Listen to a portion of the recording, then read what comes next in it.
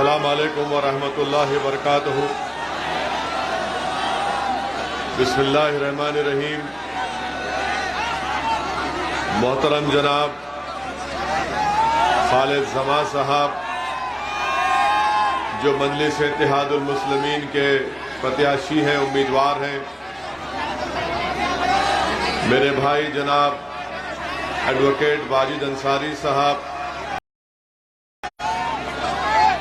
उत्तर प्रदेश के मजलिस इत्तेहादुल मुस्लिमीन के अध्यक्ष सदर मोहतरम जनाब शौकत अली साहब, मेरे तमाम मजलिस के रुफ़क़ा, अराकीन, साथी, मुअज़्ज़िज़ हाज़रीन इकराम, बुज़ुर्गान मिल्लत, मेरी इज़्ज़तदार माँ और बहनों, मैं आप तमाम का दिल की गहराइयों से शुक्रिया अदा करता हूँ कि बावजूद इसके कि बारिश हुई इस मुकाम पर आपने अपना कीमती वक्त निकालकर आज के इस मीटिंग में शिरकत की।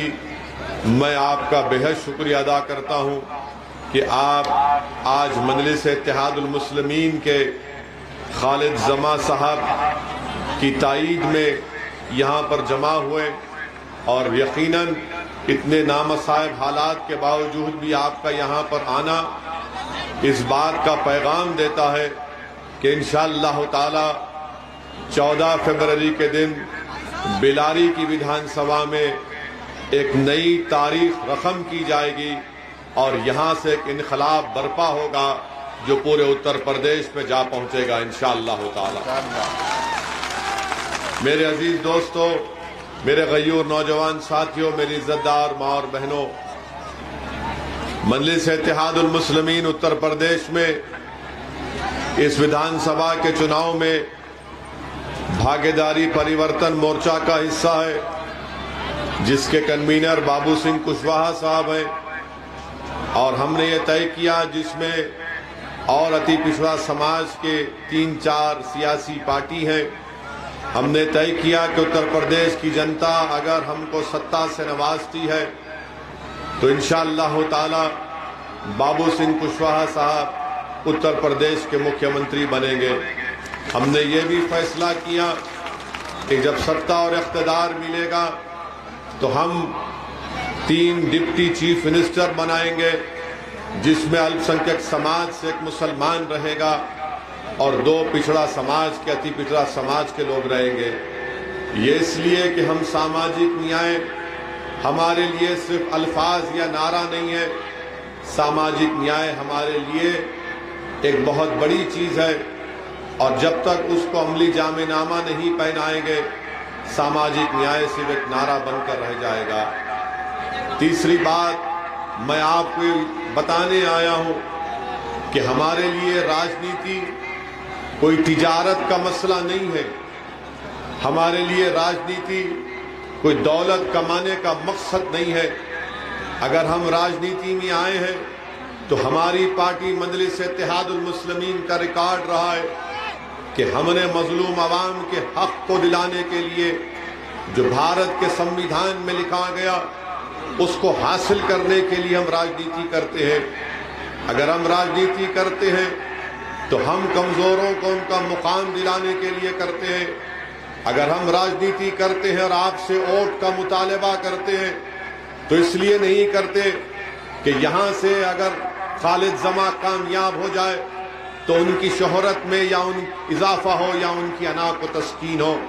अगर मैं आपसे इस विधानसभा में आकर आपसे अपील कर रहा हूँ कि हमारे उम्मीदवार प्रत्याशी को कामयाब करो, इसलिए नहीं कि खालिद जमा इनफरादी तौर पर, ज़ाती तौर पर ताकतवर हो जाए, बल्कि इसलिए कि आपको ताकत मिले, आपकी आवाज़ मिले, आपका एक नेता ज़मीन से उठकर उत्तर प्रदेश की विधानसभा में जब जाएगा तो सही मानों में आपका नुमाइंदा रहेगा।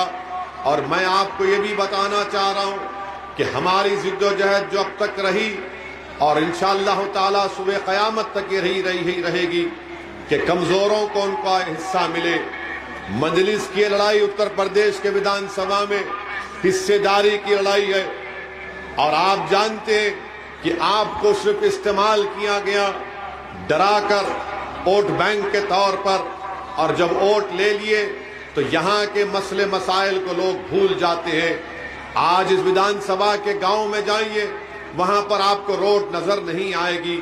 मेरे अजीज दोस्तों और बुजुर्गों, आप इस विधानसभा में जानते हैं कि कोई गवर्नमेंट का कॉलेज नहीं है, ना लड़कियों के लिए है, ना महिलाओं के लिए है, ना लड़कों के लिए है। हाँ, जरूर यहाँ पर समाजवादी पार्टी के मौजूदा विधायक और प्रत्याशी ने अपने लिए एक प्राइवेट कॉलेज खोल दिया और उसमें पढ़ाने के लिए बच्चों से फीस भी लेते हैं माशाल्लाह। मगर गवर्नमेंट से लड़कर नुमाइंदगी कर कर उन्होंने कोई कॉलेज हासिल नहीं किया। इस पूरे बिलारी में डिग्री कॉलेज नाम की चीज नहीं है। बताइए आपने इनको 10 साल मौका दिया, इसके बावजूद भी उन्होंने इस विधानसभा के लिए कुछ नहीं किए। आप जानते हैं मेरी इस बात से कि हमारे अंसारी भाई यहाँ पर बड़ी तादाद में रहते हैं। बिजली के बिल के बारे में, आज बिजली का बिल जब आता है तो हमारे अंसारी भाइयों का पावर लूम की इंडस्ट्री नहीं चलती है। मैं आपसे वादा कर रहा हूं कि आप यहां से खालिद जमा साहब को कामयाब करिए, उनको वोट देकर अपनी दुआओं से, तो जो सूर डिपो का मसला है वो मजलिस हल कराएगी इंशाअल्लाह ताला। और फिर आप जानते हैं कि हमारे दाएं में जो वाजिद अंसारी साहब खड़े हैं, उनके वालिद मोहतरम साबिर अंसारी साहब चेयरमैन थे, और मैं अल्लाह से दुआ करता हूं कि अल्लाह सुब्हानहू व तआला साबिर अंसारी साहब की मग़फ़िरत फरमाए और उनके दर्जात को अल्लाह बुलंद करे और उनके फर्जन को उनका नेक नेमुल बदल बनाए। मेरे अजीज दोस्तों और बुजुर्गों, मैं आपको ये भी बताने आया हूं कि आप जानते हैं कि कल पार्लियामेंट में प्रधानमंत्री ने बहुत चीखें मार मार कर अपना भाषण दिया। नरेंद्र मोदी जी ने पार्लियामेंट में कहा कि देश में जब कोरोना फैला, उन्होंने कहा कि जब देश में कोरोना फैला तो किसी और को जिम्मेदार खड़ा कर दिए।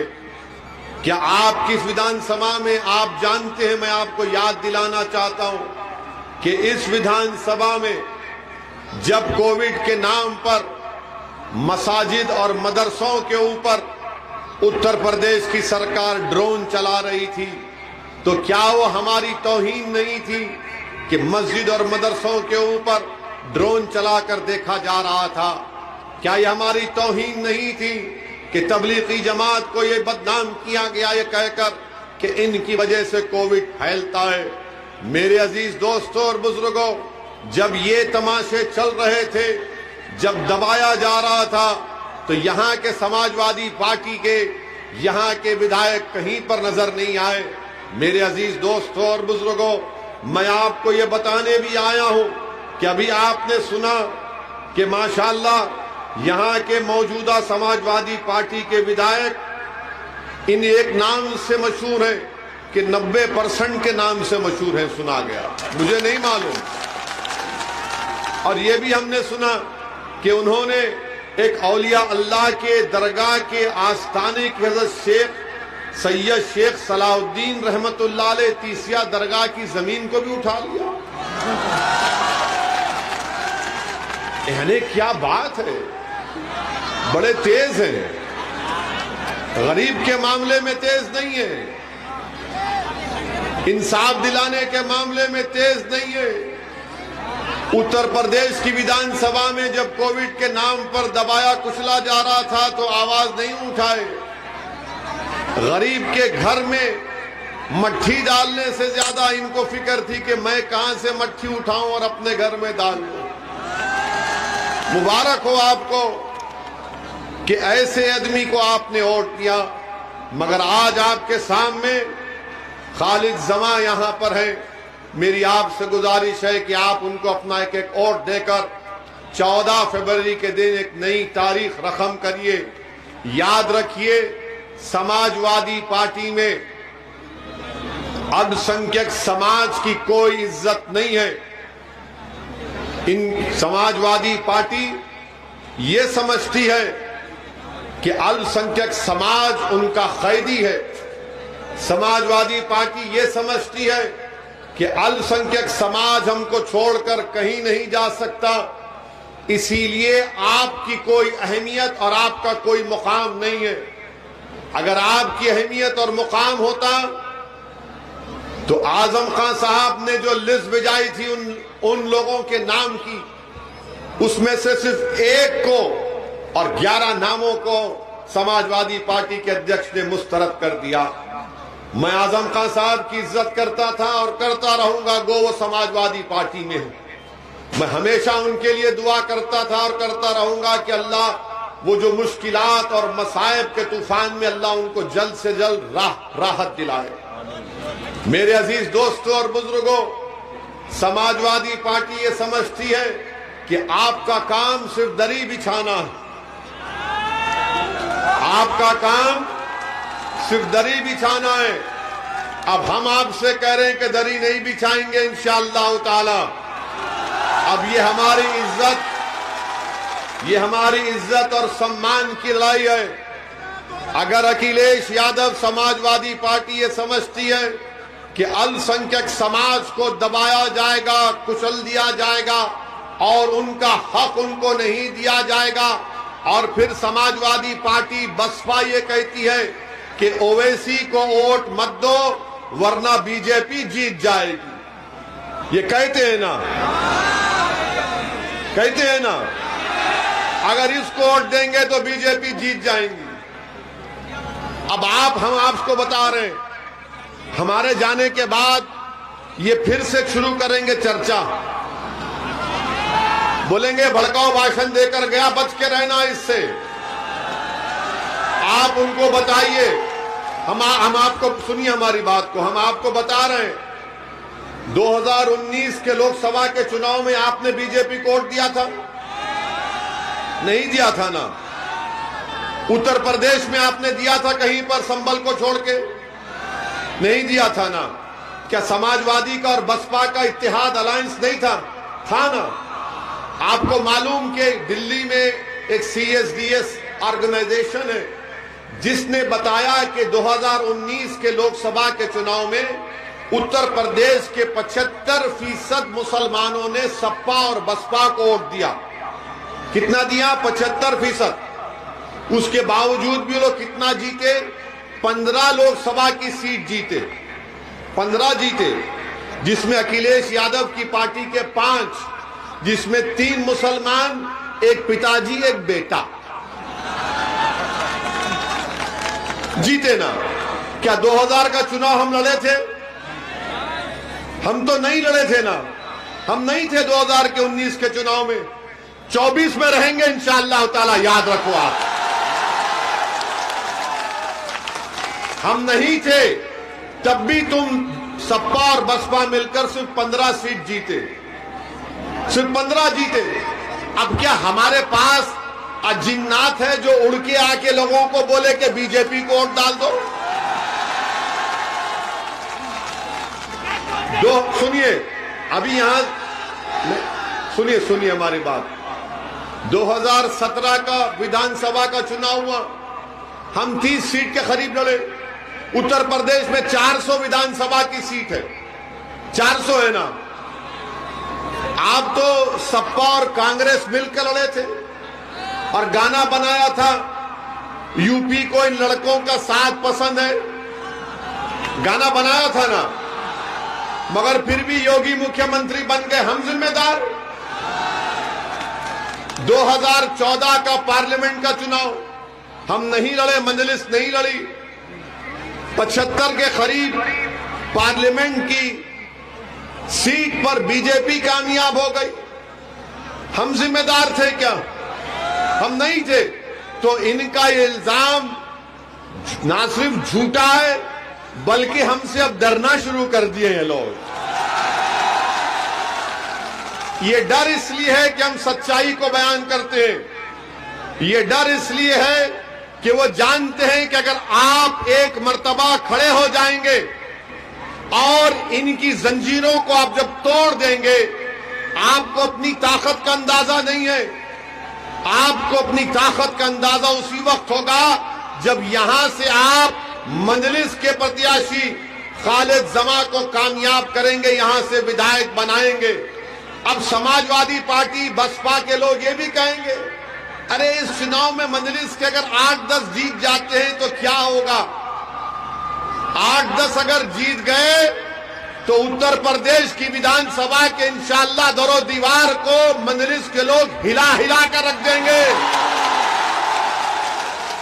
गूंगे बनकर नहीं बैठेंगे, गूंगे बहरे और अंधे बनकर नहीं बैठेंगे, गुलामी नहीं करेंगे, भीख नहीं मांगेंगे, अपने हक के लिए आवाज उठाएंगे उत्तर प्रदेश की विधानसभा में गरीब और मजलूम के इंसाफ के लिए। और जो लोग आपको बोलेंगे अरे ये क्या कर लेंगे, 8-10 जीत गए, सत्ता में आते हैं क्या? क्या जब ये मौजूदा विधायक पहली मर्तबा विधायक बने, क्या सरकार नहीं थी समाजवादी की? थी ना। कौन से आसमान से तारे तोड़कर लाकर दिए? कौन से आसमान से तारे तोड़कर लाकर दिए? अब जो लोग बोलेंगे आपसे कि 8-10 जीत गए तो क्या होगा, मैं उनको जवाब दे रहा हूं। भारत की लोकसभा में जो हमारी देश की सबसे बड़ी पंचायत है, 540 पार्लियामेंट के मेंबर्स में 2 दीवाने जब असदुद्दीन ओवैसी, इम्तियाज जलील खड़े हो जाते भाषण देने के लिए, हम सिर्फ 5 मिनट बात करते हैं। 5 मिनट में 300 बीजेपी के एमपी खड़े होकर बोलते तू बैठ जा, तू बैठ जा, तू बैठ जा। और हम उनसे क्या कहते हैं, तुम नहीं बैठेंगे, अब खड़े हो गए तो खड़े रहकर अपनी बात को मुकम्मल करते हैं। ये मिजाज आपको पैदा करना है, ये मिजाज आपको पैदा करना है। सत्ता में आने से हमको कोई मकसद नहीं है। हम अपनी गाड़ी पे मंत्री की लाइट या संतरी नहीं बनना चाह रहे, हम आपको नेता बनाना चाहते और अल्लाह बनाएगा आपको इंशाअल्लाह ताला। हमारी तो यही कोशिश है कि हमारी जिंदगी में हम वो चीजों को देख लें कि आपकी एक लीडरशिप बन जाए, जमीन से उठे आपका नेता बने। क्या बात है कि समाजवादी में अखिलेश यादव नेता है, बीएसपी में बहन मायावती है, बीजेपी में मुख्तलिफ है। आपका नेता कौन है बताओ? कौन है आपका नेता? नहीं, आपका नेता कौन है? मेरा नाम मत लो। मैं यहां पर अपनी मकबूलियत के लिए नहीं आया हूं, मैं यहां पर तुम्हारे से नारे सुनने नहीं आया हूं मेरी तारीफ में। अल्लाह मेरे दिल का हाल जानता है। मैं आपसे सवाल है, घर जाकर सोचो, रात के अंधेरे में उठकर सोचो, बुजुर्गों के पास, उनके पैरों के पास बैठकर पूछो कि आज हमारी विधानसभा में एक दीवाना आया था, वो दीवाना हमसे सवाल कर गया कि तुम्हारा नेता कौन है बताओ। तुम्हारा नेता कोई नहीं है, तुमको छोड़ दिया गया तुम्हारे हाल पर। क्यों छोड़ दिया गया? क्योंकि सब जानते हैं ये डर कर हमारा साथ देंगे, ये हमारे कैदी हैं। मैं आपसे कह रहा हूं कि अल्लाह से डरो, ना मोदी से डरो, ना योगी से डरो, ना अखिलेश से डरो, किसी से मत डरो, ना ओवैसी से डरो। आप उम्मीद के नाम पर खालिद जमा को कामयाब कर दिया, उम्मीद के नाम पर, डर की बुनियाद पर नहीं। डर डर कर 50 साल से वोट हासिल कर लिए, क्या मिला आपको? ना आपको नेता मिला, ना आपको हिस्सा मिला, ना आपको हक मिला। मिला तो फसादात मिले, मिला तो CAA के एहतजाज में 22 नौजवानों को गोली से शहीद कर दिया गया, जान ले ली गई। बताओ, अगर आप अब नहीं उठेंगे तो कब उठेंगे? कौन तुम्हारी आवाज को पहचानेगा? हम आपसे बता रहे हैं, हम जिस प्रदेश से आते हैं तेलंगाना में, वहां हमारे सिर्फ 7 विधायक हैं, सिर्फ 7 विधायक हैं। लोग पूछेंगे तुमने क्या किया? हम बहुत काम बता सकते हैं जो ना सपा वाले उसका मुकाबला कर सकेंगे, ना बसपा वाले। हमने तेलंगाना की सरकार के सामने बैठकर कहा कि अल्पसंख्यक समाज मुसलमानों के बच्चे और बच्चियों के स्कूल का इंतजाम करो। आपको बताता हूं कि तेलंगाना में 60,000 अल्पसंख्यक समाज के मुस्लिम बच्चियां और बच्चे छठी जमात क्लास 6 से 12th क्लास तक 12वीं जमात तक फ्री में पढ़ते हैं। कपड़ा, खाना और उस स्कूल में एडमिशन के लिए एंट्रेंस लिखना पड़ता है। ऐसा भी स्कूल नहीं है। ये हमने किया। क्या उत्तर प्रदेश में नहीं किया जा सकता ये काम? क्या हर बार किसी को, अखिलेश को मुख्यमंत्री बनाओ, बहन जी को मुख्यमंत्री बनाओ, तुम्हारे घरों में चिराग जलेंगे, तुम्हारे घरों में पटाखे फोड़े जाएंगे, तुम्हारे घरों में ईद का माहौल होगा और मेरे घर में गम का माहौल कब तक रहेगा बताओ? कब तक मेरे घरों में अंधेरा रहेगा? कब तक मेरे बच्चे तालीम से महरूम रहेंगे? कब तक मेरे नौजवानों को जेल में डाल दिया जाएगा? कब तक मेरे नौजवानों के सीनों में गोलियां दाग दी जाएंगी? कब तक मेरी बेटियों के ख्वाबों को चूर किया जाएगा? कब तक अंसारी ब्रादरों को दबा दिया जाएगा? उठो, ये वक्त उठने का है, ये वक्त सोने का नहीं है। और जो लोग आपसे कह रहे हैं, जो लोग, सुनिए ये भाई, ये सुनिए हमारी बात, जो लोग आज आपसे कह रहे हैं आंख बंद करके वोट डालो, बोल रहे हैं ना कि आंख बंद करके वोट डालो। अल्लाह ने आंखें किस लिए दी हैं? बंद करके डालने के लिए नहीं। अल्लाह ने आंखें दी हैं, देखो नाइंसाफी को। अल्लाह ने दिमाग दिया, तमीज पैदा करो अच्छे और बुरे, दोस्त और दुश्मन में। अल्लाह ने कान दिए कि सुनो लोगों की तकलीफ को। अल्लाह ने तुमको दिल दिया, एक धड़कता हुआ कि तुम्हारे दिलों में एक मजलूम की तड़प पैदा हो सके। अगर तुम आंख बंद करके वोट दोगे तो फिर नुकसान तुम्हारा होगा। और इसीलिए किसी शायर ने अच्छा कहा था, जब वक्त क़याम आया नादान सजदे में गिर गए। ये क़याम का वक्त है, सजदों में गिरने का वक्त नहीं है। उसका मतलब यह है कि इन सियासी पार्टियों के सामने झुक जाना। आप मत झुकिए, अपने हक के लिए लड़िए और डरने और घबराने की आपको जरूरत नहीं है। 5 साल से बीजेपी की सरकार उत्तर प्रदेश में कौन सा काम किया? बीजेपी ने वादा किया था कि 70 लाख रोजगार नौकरी दी जाएगी, वो झूठा साबित हुआ। आज उत्तर प्रदेश में सबसे ज्यादा बेरोजगारी है। आज उत्तर प्रदेश में 50% ग्रेजुएट, उत्तर प्रदेश में 45% टेक्निकल एजुकेशन के ग्रेजुएट, उत्तर प्रदेश में डिप्लोमा होल्डर और सर्टिफिकेट 60% के ऊपर नौकरी की तलाश में उनको नौकरी नहीं मिली।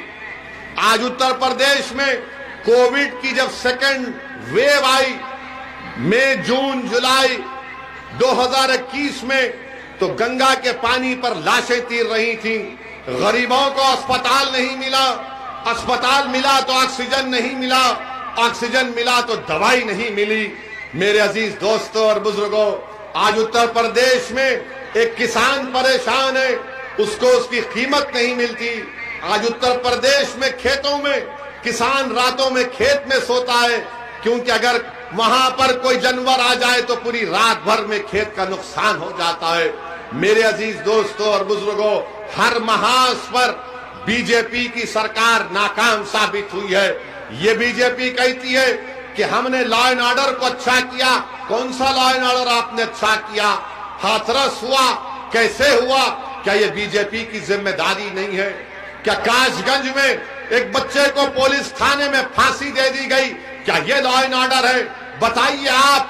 22 लड़कों को CAA के एहतजाज में गोली मारकर उनकी जान ले ली गई। ये मेरे अल्फाज नहीं है। जस्टिस सुदर्शन रेड्डी जो सुप्रीम कोर्ट के रिटायर्ड जज हैं, उन्होंने अपनी फैक्ट फाइंडिंग रिपोर्ट में कहा हर महाज पर बीजेपी की सरकार नाकाम साबित हुई है। और उत्तर प्रदेश के मुख्यमंत्री जहां कहीं भी जाते हैं कहते हैं कि मैं गर्मी पैदा कर दूंगा, सर्दी पैदा कर दूंगा। अरे बाबा, आप क्या मौसम वैज्ञानिक है? बाबा ने कहा कि मैं सर्दी के मौसम में गर्मी और मई और जून में मैं सर्दी पैदा कर दूंगा। बाबा, आपके ने कौन सा ऐसा मशीन है जो मई जून में गर्मी अगर पैदा करेगा तो तुमने नौकरी क्यों नहीं दी उत्तर प्रदेश के युवाओं को? दे देते उनको नौकरी, कुछ तो कर देते।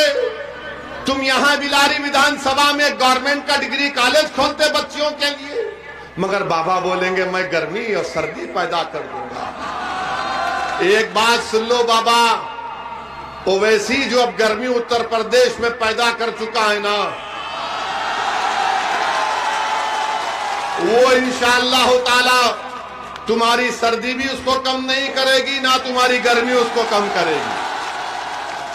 मैं जो तब्दीली देख रहा हूं अल्हम्दुलिल्लाह वो बड़ी खुशाइंद है। और मैं आपको बता रहा हूं कि मैं सिर्फ चुनाव की हद तक उत्तर प्रदेश को नहीं आया हूं। मैं जब तक अल्लाह सुब्हानहू ताला हमको जिंदा रखेगा, हमारी पूरी कोशिश होगी कि उत्तर प्रदेश में असदुद्दीन ओवैसी से ज्यादा काबिल लोग नेता बने।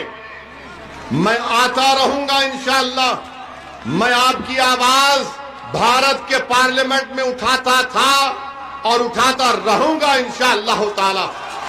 ये मैं आपसे वादा कर रहा हूं। मेरा वादा इंशाअल्लाह ताला रब्बे करीम उसको पूरा करेगा। मैं आपसे सिर्फ यही अपील करने आया हूं कि आप डर की बुनियाद पर वोट मत दीजिए, उम्मीद की बुनियाद पर वोट दीजिए। जब मैं उत्तर प्रदेश के मुख्तलिफ मुकामात को जाता हूं और खास तौर से जहां पर दलित और अल्पसंख्यक समाज की आबादियां हैं, बड़ी तकलीफ होती है कि वहां पर ना रोड है, ना वहां पर नाली है, ना वहां पर सफाई का कोई मौसर इंतजाम है। मेरे अजीज दोस्तों और बुजुर्गों, ये आपने जो फैसला ले लिया आंख बंद करके वोट डालने का, इसका फायदा उठा रहे हैं, इसका फायदा उठा रहे हैं। अगर आप में एक शऊर बेदार हो जाएगा कि हमारे मसाइल ये भी हैं, बीजेपी को रोकना जरूरी है। हम भी कह रहे हैं कि हमारा मकसद यह है कि दोबारा उत्तर प्रदेश में बीजेपी की सरकार ना बने, मगर इसका यह मतलब तो नहीं है कि आप डर डर कर वोट दें। आप डर डर कर वोट देंगे तो हासिल क्या होगा आपको? बीजेपी को रोकने की जिम्मेदारी क्या समाजवादी की नहीं है? क्या बसपा की नहीं है? क्या कांग्रेस की नहीं है? जिम्मेदारी किसकी हो जाती? आपकी हो जाती। क्या हम इन पार्टियों के घर के गुलाम हैं, नौकर हैं कि हर जब चुनाव आता है, जब कभी चुनाव आता तो ये लोग आके आपसे कहते हैं, अरे बेटा जिंदगी और मौत का मामला है, कहते हैं ना। 2014 जिंदगी मौत नहीं था, 2017 जिंदगी मौत नहीं था, 2019 जिंदगी और मौत नहीं था, 2007 जिंदगी और मौत नहीं था, 2002 जिंदगी और मौत नहीं था। अरे हर चुनाव में हमारे लिए जिंदगी और मौत हो जाता है, उसके बाद रोज हम मरते हैं, कोई आकर नहीं पूछता आपको, कोई आकर नहीं पूछता आपको। इसीलिए हम आपसे कह रहे हैं कि आपने 30 साल 40 साल इनको आजमा लिया, 5 साल के लिए आप यहां से मजलिस को मौका दीजिए, खालिद जमा को कामयाब करिए। आपने सबको दिया, मौका दिया ना। आज एक मर्तबा 5 साल के लिए एक अच्छा फैसला लीजिए। वोट डालने का इख्तियार आपका है। मेरे जज्बाती भाषण से शायद आपका दिल ना बदले, क्योंकि मेरा मानना यह है कि दिलों को मोड़ने वाला रब्बे करीम है और अल्लाह आपके दिलों में मोहब्बत डाले। हम तो दुआ करते हैं अल्लाह आपको ये मेरी इन बातों का असर आपके फैसलों पर हो जाए, हम अल्लाह से दुआ करते हैं। क्योंकि मैं तकरीर करते रहूंगा, लोग अक्सर मुझसे बोलते कि वैसी तेरे भाषण को सुनने के लिए लोग बहुत आते हैं, मगर क्या वो वोट में तब्दील होगा? मैं उनसे कहता हूं कि जब आवाम आ चुकी है तो वोट में भी तब्दील होगा इंशाअल्लाह ताला। वोट में तब्दील होगा जरूर, मगर आपको समझना पड़ेगा, जो हम पर इल्जाम लगाते हैं कि हमारे लड़ने से इनका नुकसान होता है, याद रखो आप पार्लियामेंट के चुनाव में सिर्फ 3 लोकसभा की सीट पर हम लड़े थे। हैदराबाद की आवाम को लाखों सलाम कि उन्होंने मजलिस को कामयाब किया। औरंगाबाद महाराष्ट्र से इम्तियाज जलील को वहां की जनता ने कामयाब किया। आप पूछिए, महाराष्ट्र में 21 साल का शिवसेना का एमपी था, 21 साल का। ना कांग्रेस, ना राष्ट्रवादी कांग्रेस, ना समाजवादी उसको हरा पा रही थी। जब इम्तियाज जलील मजलिस के उम्मीदवार बने तो 21 साल के शिवसेना के एमपी को हमने हराया, वहां पे हमने हराया। वहां पर इनको पेट में दर्द शुरू हो गया। हमको बीजेपी के लोगों ने कहा, ये तुम अब की बार इम्तियाज को ला लियो। मैंने कहा लाए हैं। बोले सर को हाथ लगा के बोले कैसे? हमने कहा लोगों ने अपने वोट की कीमत और अहमियत को जान लिया औरंगाबाद की। वो समझ गए कि अगर हराना है बीजेपी को तो मजलिस को वोट देना है। औरंगाबाद की जनता ने तारीखी फैसला किया। हम किशनगंज बिहार की पार्लियामेंट की सीट लड़े, 3 लाख वोट मिले। क्या वहां पर बीजेपी कामयाब हुई? नहीं, वहां पर कांग्रेस जीती। तो ये सिर्फ डर कर इल्जाम हम पर लगाते हैं और हम आपको बता रहे हैं कि डरने और घबराने की जरूरत नहीं है। मैं हमारी मां और बहनों से अपील कर रहा हूं, मेरी आपसे गुजारिश है कि 14 तारीख के दिन आप लोग पूरे अज़म और हौसले के साथ आप अपने पोलिंग बूथ को जाइए। और जो हमारी मां और बहनें हिजाब पहनती हैं, निकाब पहनती हैं, वो भी पहनकर जाइए। अब मीडिया वाले चलाएंगे इसको, मीडिया वाले बोलेंगे वैसी तू हिजाब को ला लिया। अब आप बताइए, हिजाब और बुर्का पहनना तो हमारा राइट है, हमारा फंडामेंटल राइट है संविधान में। मैं क्या पहनता हूं, क्या खाता हूं, किसी के बाप को झांकने की जरूरत नहीं है उसमें। मेरी बेटी क्या पहनेगी, मेरी मां क्या पहनेगी, मेरी पत्नी क्या पहनेगी, मेरी खाला क्या पहनेगी। अरे तू अपने घर की फिक्र कर, मेरे पीछे क्यों पड़ा है? अब क्या हम तुमसे पूछकर पहने क्या पहना? इनको वोट भी डालना डर कर। अब कह रहे कि नहीं, ये पहनने से मुसलमान जो है दब जाता है। तुझे कैसे मालूम? जो हमारा हाल है, हमारे घर में भी बुर्का होता, मगर जब हम घर में जाते भड़का भाषण नहीं दे सकते, हम डर के बैठना पड़ता हमको। हमारे समझे ना, आपका भी हाल होगा, है ना? मुस्कुराओ जरा ताकि तस्दीक हो जाए। हाँ, ये लोग बोलते दबाते, अरे हमको उल्टा दबाते हैं भाई। मगर ये लोग बोलेंगे वो क्या तुम हिजाब। अब हम कल बोले एक भाषण में, हम एक भाषण में बोले, उस बच्ची का जिक्र किए। आप बताओ उस बच्ची ने जुर्रत का मुजाहरा किया नहीं किया? क्या अगर यहां पर कोई बाप है और कोई मां है तो क्या आपका सीना चौड़ा नहीं हुआ कि उसने हिम्मत से काम किया? हुआ नहीं हुआ? आपको खुशी हुई नहीं हुई? अगर हुई तो हाथ उठाओ, उठाओ। छत पे भी खड़े हाथ उठाओ। डर रहे क्यों? समाजवादी के तो नहीं हो ना, उठाओ हाथ। हाँ, अब मीडिया बोलती तुम खामखा इसको उत्तर प्रदेश में ला लिए।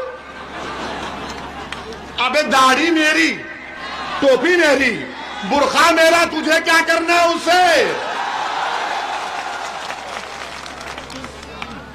अच्छा, अब हमको मीडिया वाले ने सवाल किया कि पाकिस्तान बोल रहा है इस बारे में, क्या बोलेंगे?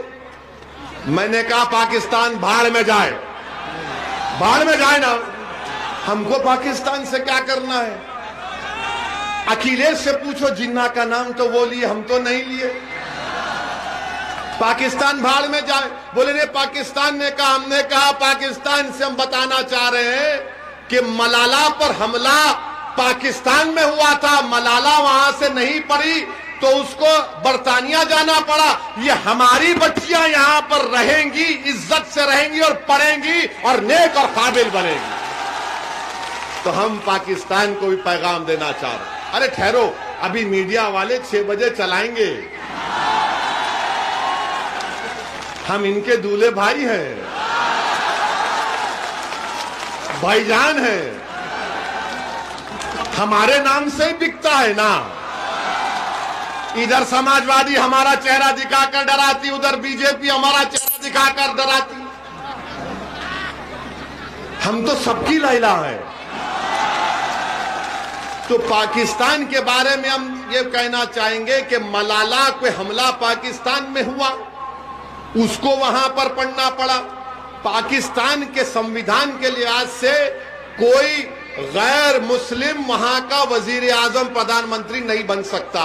हम पाकिस्तान के लोगों से कहेंगे इधर मत देखो, उधर ही देखो। तुमको तुम्हारे पास बलूचियों का प्रॉब्लम, तुम्हारे पास क्या क्या झगड़े हैं, तुम उसको देखो। ये देश मेरा है, तुम्हारा नहीं है, हमारे घर का मामला है। आप इसमें अपनी टांग या अपनी नाक मत अड़ाओ, जख्मी हो जाएंगी तुम्हारी टांग और नाक। तुमको इस्लाम के माने समझ में नहीं आए, हमको समझ में आ गए। तो बहरहाल मेरे अजीज दोस्तों और बुजुर्गों, हिम्मत और हौसले से काम करिए। और मीडिया के लिए कह रहा हूं, हम उस बच्ची से वीडियो कॉल भी करके आए हैं। मैं मुस्कान से उनके वालिद से बात किया, उनके वालिद को कहा कि आपने अच्छी तरबियत दी अपनी बेटी की, उसको उसके हिम्मत और हौसले को अल्लाह और बुलंद करे।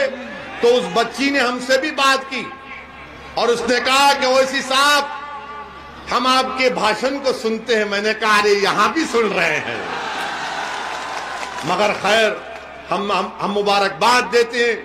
और हम आपको बताना चाह रहे हैं कि बुर्का, हिजाब और चादर, केरला हाईकोर्ट ने कहा कि ये इस्लाम का एसेंशियल फीचर है, एसेंशियल चीज है। ये कोई नहीं करता कोई बात नहीं है।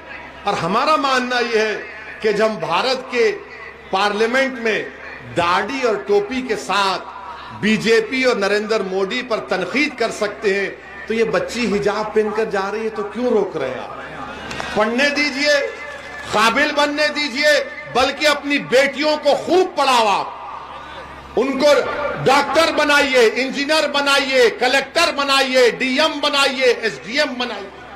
हमारा मकसद तो यही है कि भारत में जब तक भारत की महिलाओं की सुरक्षा नहीं होगी, जब तक भारत के महिलाओं को तरक्की के मौके नहीं मिलेंगे, भारत सुपर पावर नहीं बन सकता। सुपर पावर बनना है तो महिलाओं को उनका जायज मुकाम मिलना जरूरी है। अरे आप मुझसे कहते हैं जेड कैटेगरी ले लो, जेड कैटेगरी ले लो, तुम्हारी जान को खतरा है। तुमको हत्या करने के लिए लोग 4-4 गोलियां चलाए, तो हमने पार्लियामेंट में खड़े होकर कहा कि ओवैसी को जेड कैटेगरी सिक्योरिटी नहीं चाहिए, मुझे ए कैटेगरी का शहरी बनाओ कि हम सब बराबर हो जाएं। और जब एक बच्ची को 15-20 गुंडे घेर लेते हैं तो ओवैसी को सिक्योरिटी मिली, तो क्या फायदा? अगर मुस्कान को खतरा है तो असद को भी खतरा है। हम सबको सुरक्षा मिलनी चाहिए, चाहे किसी समाज के हो, किसी मजहब के हो। जनता को सुरक्षा मिलना चाहिए, पॉलिटिशियन नेता को नहीं। आजकल नेता लोग फैशन बना लिए कि 4-4 लोग बंदूक लेके टाई टाई चलती गाड़ी चलती है, और लोग देख के बोलते जा रहा है नेता, थू बोलते उसको, कुछ काम का नहीं है। हमारी जान की हिफाजत जब होगी जब आपकी जान की हिफाजत होगी। हमारा घर आबाद रहेगा जब तुम्हारा घर आबाद रहेगा। हमारी बेटी खुशी उस वक्त खुश होगी जब तुम्हारी बेटियां खुश होंगी। ये हमारी काम है, ये हमारी जिद्दोजहद, ये हमारी सोच है। इसलिए हम आपसे अपील कर रहे कि 14 तारीख के दिन बिला खौफ और पूरे एतमाद के साथ आप पतंग के निशान पर बटन दबाकर अपने इत्तेहाद को और हिस्सेदारी की लड़ाई में आप अपना रोल अदा करिए और हमारे लिए दुआ करिए। हमारे लिए दुआ करिए कि हमारा खातिमा ईमान पर हो, और जब हमारे लबों से रूह निकली जाए तो कलमा हमको नसीब हो। मैं मौत से नहीं डरता हूं, क्योंकि मेरी माँ और मेरे बाप ने मुझे सिखा दिया कि डरो जब मौत के बाद हिसाब किताब होगा। और मैंने वादा कर रहा हूं आपके सामने कि मैं अपने माँ को हशर के मैदान में शर्मिंदा नहीं करूंगा इंशाअल्लाह ताला। आप दुआ करो कि अल्लाह हमको और अल्लाह हमारी जबान में और तासीर दे, अल्लाह हमारे मकसद में हमको कामयाब करे। मेरा मकसद मेरे लिए नहीं है मजलूमों को इत्तेहाद, मजलूमों को ताकत देना, मजलूमों को इंसाफ मिलना, ये मेरी कोशिश है। मैं आपसे अपील कर सकता हूं, मैं गुजारिश कर सकता हूं कि आप हमारे इस मकसद में, हमारे सियासी सफर में हमारा साथ दीजिए। पतंग के निशान पर बटन दबाकर अपने इत्तेहाद को मजबूत करिए। अस्सलाम वालेकुम व रहमतुल्लाह।